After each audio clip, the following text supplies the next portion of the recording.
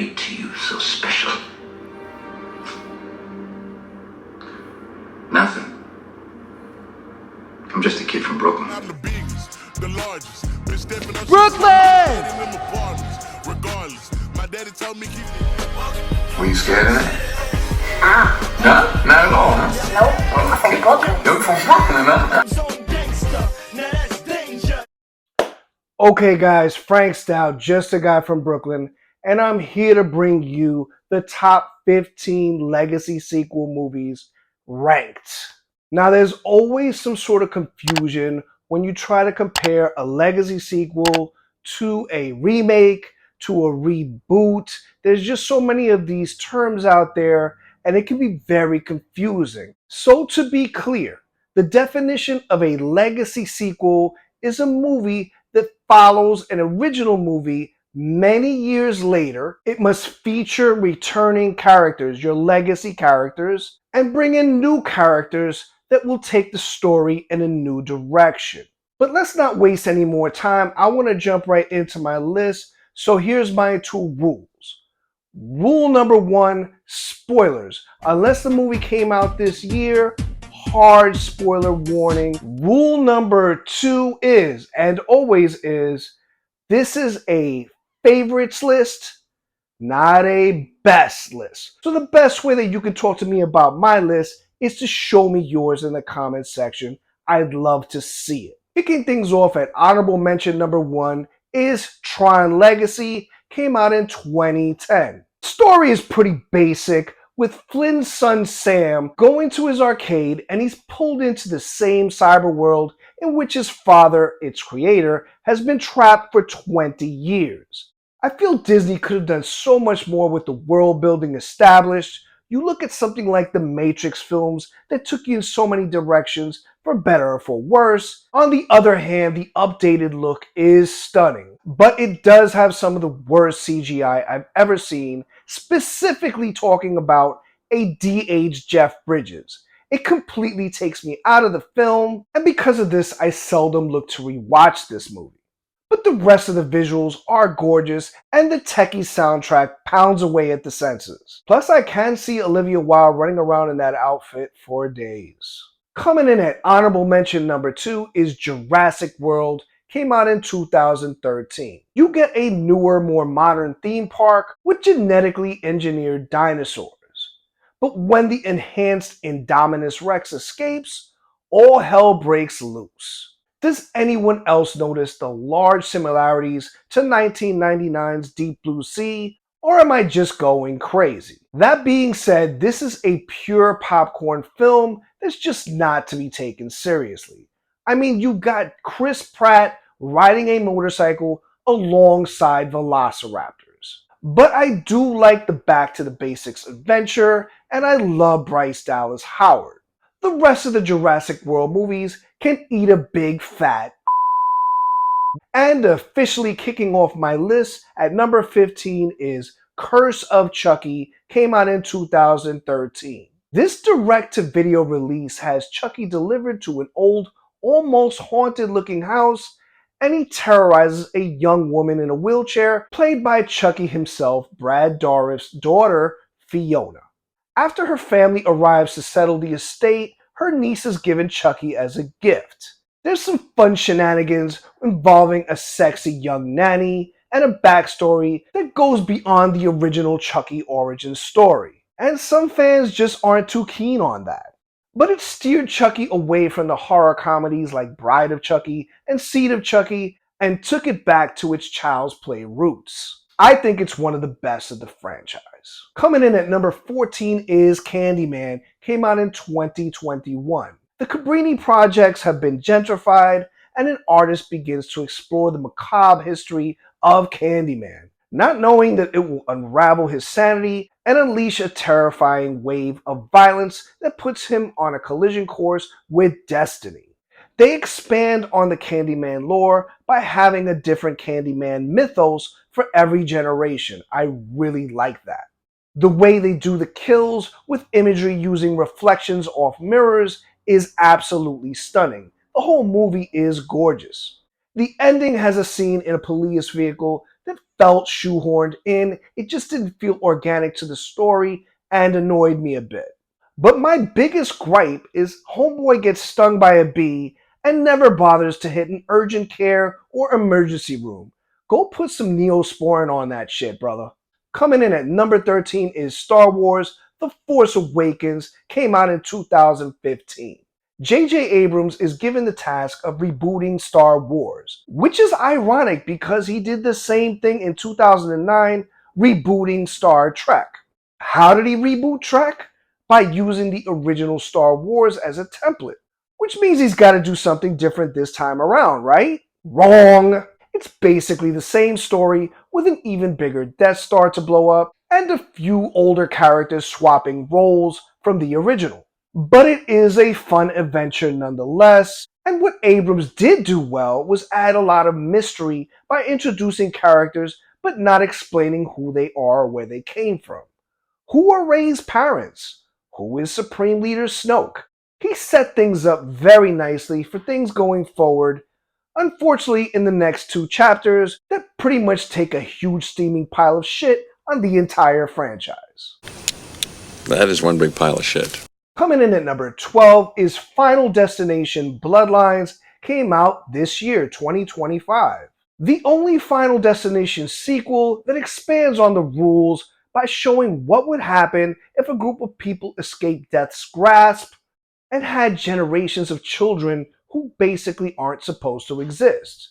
The intro sequence in a retro-futuristic rotating restaurant is phenomenal, showing an orgy of carnage. And Tony Todd returns not only to help these would-be victims, but also to give a heartfelt goodbye to all of his fans. I think it's the best of the franchise, which I've always seen as more of a novelty, but I do love all the crazy deaths they come up with. Coming in at number 11 is Glass, came out in 2019. When it was revealed in the post-credit scene that M. Night Shyamalan's hit horror movie Split was a sequel to Unbreakable, fans got super excited about a third installment. And Glass does deliver, with James McAvoy switching personalities at an even more frantic rate. Seriously, he deserves an award for his portrayal of Kevin Wendell Crumb. And Samuel Jackson is no slouch, giving a performance worthy of the movie's namesake. But if you think this is going to end like one of those Marvel or DC movies, you don't know M. Night Shyamalan. As his reputation suggests, he ends the movie on multiple twists, one subverting expectations to the fourth power. Probably and partially because he was given a very small budget, but we will never really know. What I cannot forgive is the way they ended Willis's David Dunn's story, which was done very disrespectfully. It's something I will hold against the movie for life. Dumb. Stupid. Crazy. Coming in at number 10 is X-Men Days of Future Past, came out in 2014. A legacy sequel to the original X-Men trilogy by bringing back characters from both the prequel series and the original films, retconning events from X-Men The Last Stand, a film I despise. Go F yourself, Brett Ratner. To create a more positive timeline for the franchise. It blends the 2 separate timelines into one, creating a new continuity that allows the beloved characters to be alive again, effectively acting as a soft reboot while still honoring the existing films. Wolverine's consciousness is brought back to his 70s body to aid Xavier and Magneto in preventing an assassination attempt that will cause an eventual Sentinel apocalypse. It's definitely one of the better X-Men films that features time travel, which is always fun. If you're a fan of the X-Men franchise, I did a full ranking including Deadpool and Wolverine. Coming in at number 9 is Halloween, came out in 2018. The Halloween movies have so many different timelines, it can feel like those old choose-your-own-adventure books from back in the day. This one is a direct sequel to Halloween 1978, thus Michael and Laurie are not siblings, so that's the setup, and when Michael escapes, he makes Jehovah's Witnesses proud, going door to door, carving up victims like a Thanksgiving turkey. There's also a clear greatest hits aspect, with lots of callbacks and Easter eggs, even scenes from other Halloween sequels, and the movie is also very self-aware with dialogue that made the audience laugh a little. Making Laura Strode an introverted Granny Sarah Connor, whose sole purpose is to prepare for Michael, doesn't really add up to me. If this were a sequel to Halloween 1 and 2, absolutely. But what divided fans the most was some sprinkled in comedy. Oh man, I got peanut butter on my penis. And a new Doctor character that's pretty two-dimensional. All I can say is I didn't find anything here to be a big problem. Why are you making a big bodell out of this stuff? I think the kills are great and the score is phenomenal. Coming in at number 8 is Top Gun Maverick, came out in 2022. I have a ton of nostalgia for the original Top Gun, a movie about a school that teaches fighter pilots dogfighting, which just doesn't have very high stakes, but it does a great job of making you believe there are. This sequel has Maverick training a group of young pilots to accomplish an almost suicide mission, which really adds that, especially since one of them is Goose's son. It's solid and it gives you everything you want in a fighter plane movie. I do think Maverick's got some plot armor, and deservedly so. He starts the movie crashing a super duper sonic jet and walks away without a scratch. And then in the final battle, he gets shot down once again, unscathed, and this time he's got another jet nearby, and I'm talking walking distance, so he can just hop in and join the fight again. But the real crime is that the original Top Gun has grown a reputation as it's well known for having tons of homoerotic undertones, which the showrunners claim is totally unintentional. So why not throw in a little something as a cute wink to the audience? Coming in at number 7 is Blade Runner 2049, came out in 2017. The Blade Runner movies are what I like to call deep sci-fi.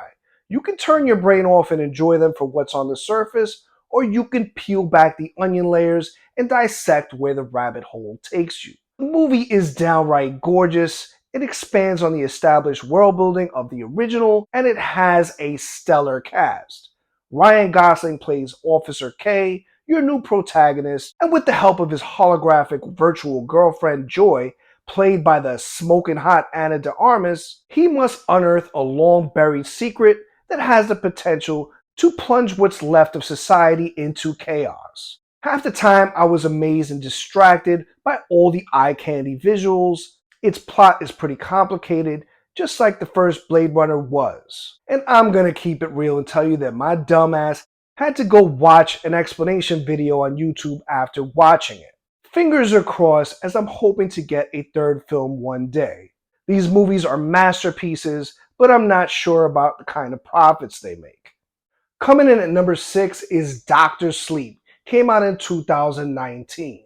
When a young girl named Abra, who possesses a powerful shine, catches the attention of Rose the Hat and her band of soul-sucking vampiric creatures, she turns to her new friend Danny, who unfortunately has been following in his father's footsteps. Because it directly follows the story of an adult Danny Torrance, the child from Stanley Kubrick's The Shining, while also serving as an adaptation of Stephen King's novel of the same name, which itself is a sequel to King's The Shining novel, the film attempts to bridge the cinematic universe with King's book universe, making it a unique type of sequel that honors both continuities.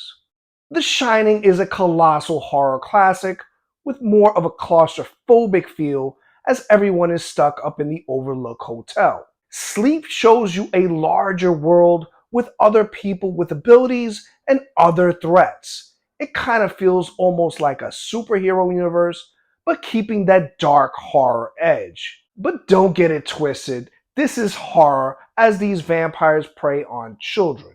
And there are moments that can be pretty rough to watch. I really hope we get another story in this world. Coming in at number 5 is Star Trek, came out in 2009. Arguably a film that is prequel, remake, reboot, and legacy sequel all at the same time. And it uses time travel to accomplish this feat. A renegade Romulan commander named Nero, seeking revenge, goes back in time to the early days of the Federation And with his ship's advanced weaponry, he causes events that create a new timeline, now known to Trekkies as the Kelvin timeline. You follow the forming crew of the USS Enterprise on its maiden voyage, which is your prequel. But because it's a new timeline, anything is possible going forward. And that's your reboot. But with help from the original Spock, your legacy character, he guides a young Kirk to fulfill his destiny. As I mentioned earlier, Abrams used Star Wars: A New Hope as a template, and I think it's genius. You've got an all-new cast playing the younger versions of all your famous Star Trek characters, and it really just gives you that warm feeling as they do a great job impersonating these guys.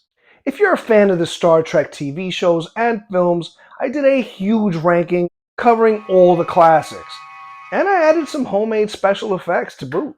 Coming in at number 4 is Creed, came out in 2015. Ryan Coogler pitched the idea of Rocky training Apollo Creed's love child, Adonis, to Stallone at a time when he had no intention of doing another Rocky film. And Sly loved it and got behind it in a big way. I've been following Michael B. Jordan's career ever since he was a young pup on HBO's crime drama The Wire. The chemistry between Stallone and Jordan is undeniable, and love interest Tessa Thompson gives us a young budding romance between two who couldn't be any more different. You have some great training montages, essential for any Rocky movie, and Coogler shoots each fight in ways we've never seen before. The score and soundtrack deliver as well. Thanks to Coogler, we get 3 more movies in the Rocky verse, and a lot of new fans have gone back to discover the earlier Rocky films. If you're a fan of boxing movies, I did a huge ranking of all the greats. Coming in at number 3 is Psycho 2, came out in 1983. Psycho 2 predates the term legacy sequel, making it a pioneer for all these hits. Norman Bates is declared sane after 20 years, and he comes home looking to put whatever he has left back together. But Lila Crane, whose sister Marion was killed, doesn't believe he's been rehabilitated. Norman begins to see Mother in her bedroom window, and then the deaths begin all over again. This is one of the best whodunits I've ever seen. It could be Norman, it could be Lila, it could be Mary, who's Norman's new love interest. Anthony Perkins outdoes himself as Norman begins to unravel. Hitchcock's Psycho is a psychological thriller classic. Psycho 3 is a straight slasher movie. This is unique as it's something in between. The body count is pretty low, but the kills that are there blow most slasher films away. If you've never seen Psycho 2, it's gonna hit you like a shovel to the dome. And my runner-up is Mad Max Fury Road, came out in 2015. What sets Fury Road apart from the other legacy sequels is its legacy character is played by a new actor. I, for one, didn't think it was a good idea to have Tom Hardy play Max, because no one's ever going to live up to what Mel Gibson did. I took my daughter opening night, and she didn't even know what these movies were. I just turned to her right before the movie started and whispered, "Post-apocalyptic world where gasoline is just as important as food and water. Just go with it." And it didn't take long for both of us to be totally blown away by this insane thrill ride. Max gets caught up in a new adventure as he aids Imperator Furiosa, played by Charlize Theron, rebel against Immortan Joe by escaping with 5 of his wives. It's a new story, but honors everything that came before it. Like Dr. Sleep and Blade Runner, this is world building at its best, giving you an immersive experience. Not too many movies sport caravans of vehicles that sport a guitarist spewing flames as he plays your group's theme music. There's a religion involving spraying chrome in your face before you go out in a blaze. It's all pretty crazy and extreme, and I love every minute of it. Like one of these vehicles, it's high octane, it kicks into gear very early, and never takes the foot off the pedal. And my number 1 legacy sequel is Spider-Man No Way Home came out in 2021. Hey, he's my favorite superhero. I've been there since the early cartoons, to the 70s live action TV show, the Spider-Man and His Amazing Friends of the 80s Saturday mornings, the Sam Raimi Tobey Maguire trilogy, the 2012 reboot Andrew Garfield films, the Tom Holland MCU movies, and the Miles Morales animated Spider-Verse films, and everything in between. By the way, Japanese Spider-Man is batshit crazy. You gotta check it out. And it's no secret, I've been highly critical of the MCU's treatment of Spidey. They pretty much made him Iron Man's bitch for 2 straight films, and I've never been okay with that. The first 15-20 minutes of this movie, No Way Home, is pretty crappy too, dealing with the aftermath of Far From Home. But once Doc Ock shows up on that highway, we are off to the races. The other 2 Spider-Men and their villains are not cameos. They're all integral to the story, and seeing all 3 Spider-Men swinging on the Statue of Liberty battling a rogues gallery of villains is just special. One of the greatest theater experiences I've ever had. Unbelievable. Well, guys, that about wraps it up. From the city that never sleeps, peace, baby. This is a Brooklyn-bound express train. The next stop is Brooklyn Bridge. Stand clear of the closing doors, please.